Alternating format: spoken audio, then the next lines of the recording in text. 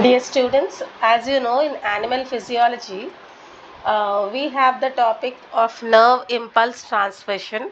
So, today we are going to discuss about this topic, nerve impulse transmission.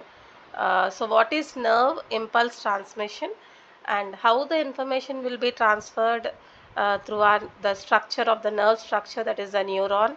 Everything we are going to see now. So let us start. So what is nerve impulse transmission? If you can see here, nerve impulse transmission is a process by which signals are sent and received by the nervous system.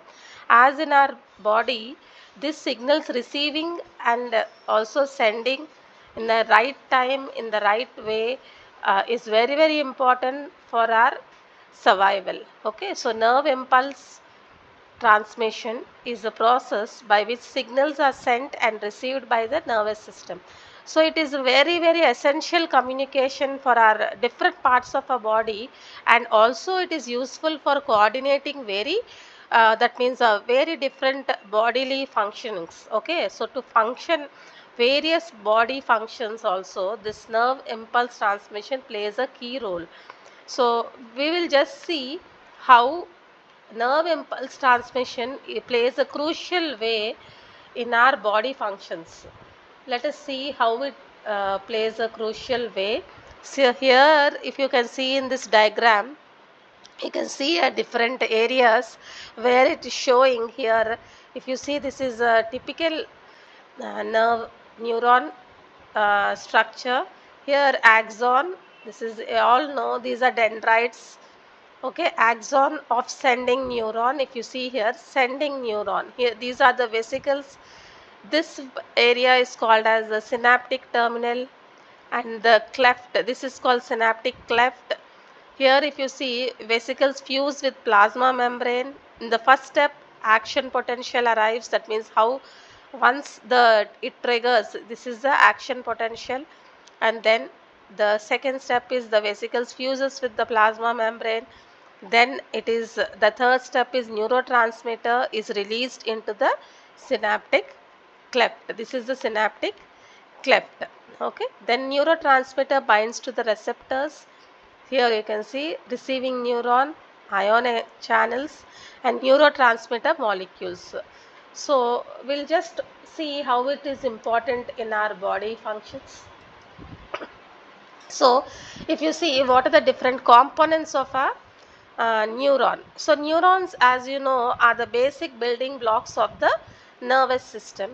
So they consist of a cell body. This is the cell body, dendrites, as I told you all, and an axon. Okay, cell body, dendrites, axon. So the axon is responsible for transmitting the nerve impulse. The axon plays a key role which is responsible in transmitting the nerve impulse. So if you see, what is the next stage, that is the resting membrane potential. That means at rest, the inside of a neuron is negatively charged compared to the outside.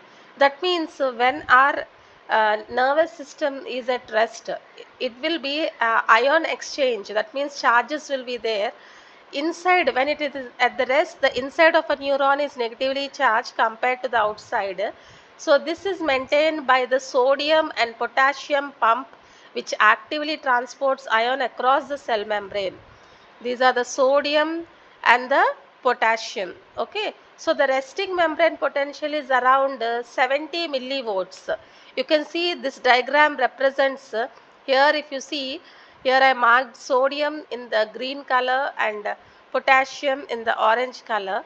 Here it represents outside cell sodium. If you see, when it is outside, okay, when it is outside, you can see here positive. Okay, next also you can see this diagrammatic way where the passive transport takes place. Okay, next one, we will see, previous slide I have shown about resting potential. Now we are going to see action potential. Okay, how the action potential initiation takes place, how the trigger takes place, we'll see. When a neuron receives the signal, channels in the cell membrane open, allowing the sodium ions to rush into the cell. So what happens, as soon as the neuron receives the signal, it allows the sodium ions to immediately rush into the cell. So this what happens, it depolarizes the membrane, leading to the initiation of action potential. So as soon as the sodium ions rushes inside, it will depolarize and it will lead into the action potential, that is the initiation step of the action potential. So the potential must be reached for an action potential, that means the threshold potential, that means it should be reached for action potential to occur. Okay, so here in this stage what happens, depolarization takes place. Next one we will see, once this the previous slide I have showed about how the depolarization takes place. Now once this initiation step is finished, the action potential travels down the axon. It travels down the axon in a wave like fashion. Okay, it will travel in a wave like fashion. Okay, like a wave. So this is achieved through the opening of a voltage gated ion X channels along the axon.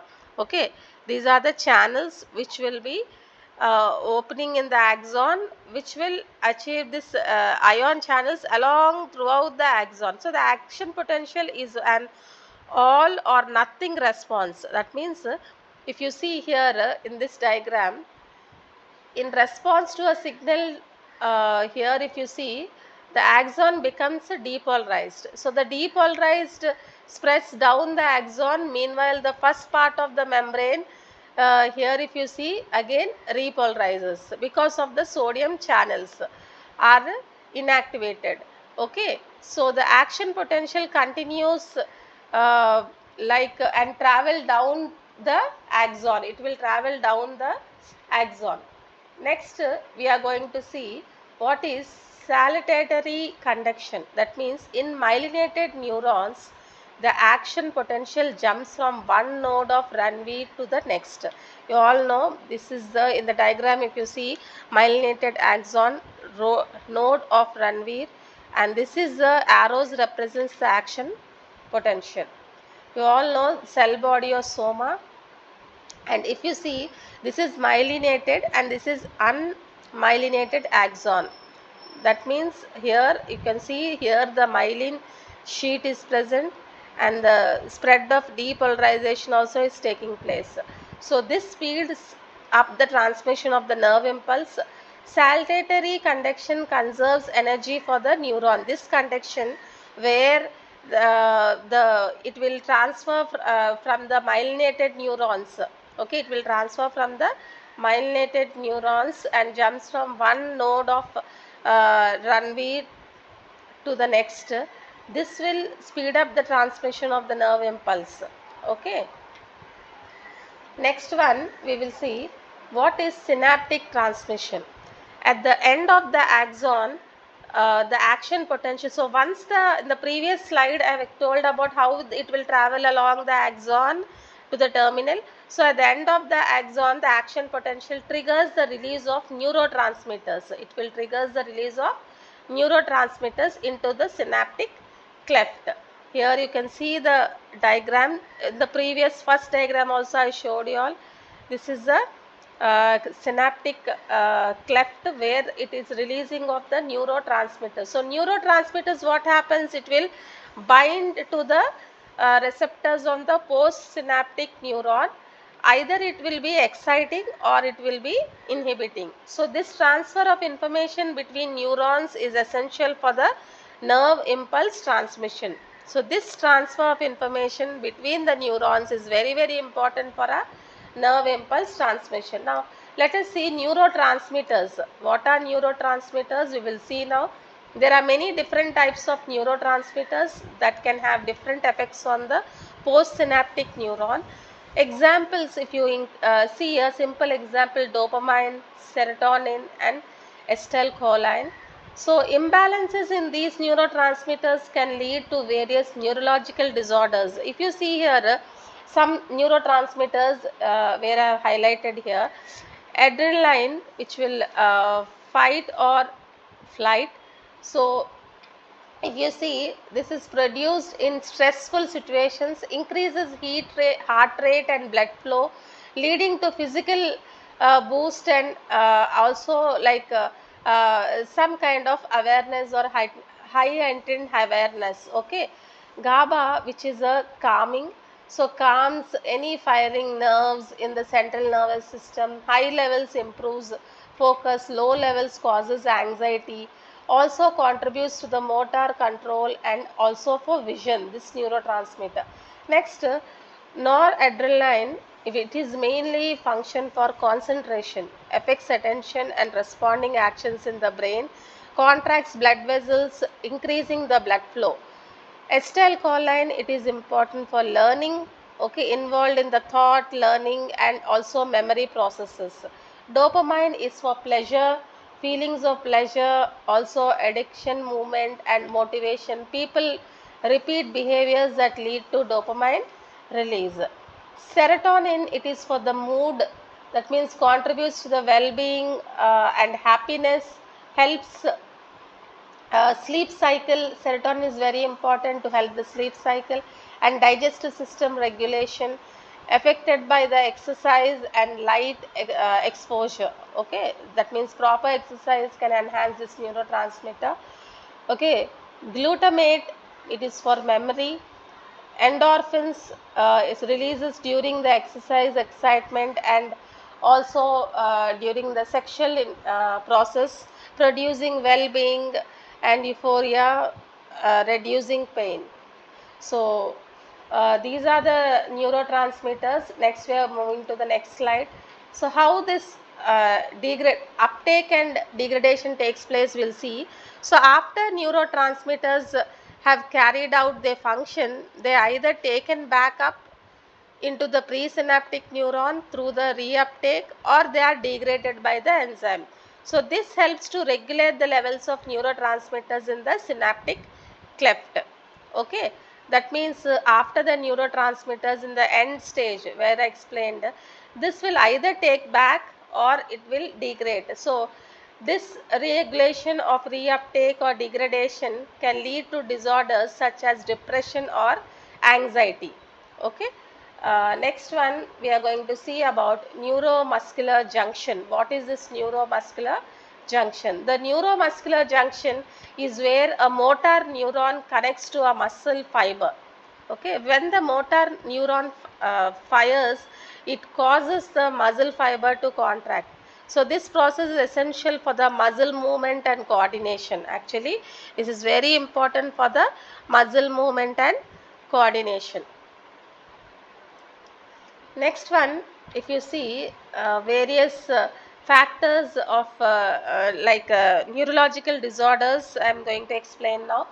Multiple sclerosis, it is a neurological disorder characterized by the immune system attacking the myelin sheet of neurons. Here in the diagram you can see here how the this represents the damaged neuron.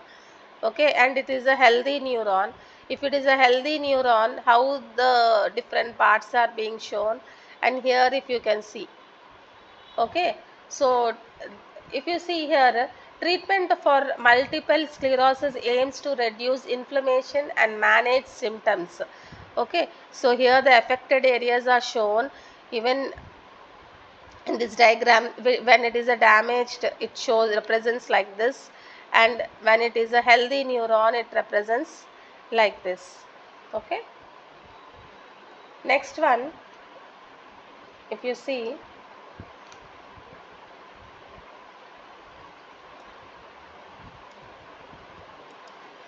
next one is importance of nerve impulse. Why it is so important? Nerve impulse transmission is crucial for all bodily functions, as I told you all, and movement and sensation and cognition. So if you see, without a proper nerve impulse transmission, communication between different parts of the body would be disrupted. So if you see, if someone understand how this nerve impulse transmission works, then it will help in treatments of several neurological disorders. So if you see here in this diagram, a nerve impulse is electrical message that is transmitted down the axon of a neuron. The impulse is regenerated at points along the axon, and the speed of nerve impulse ranges approximately from 1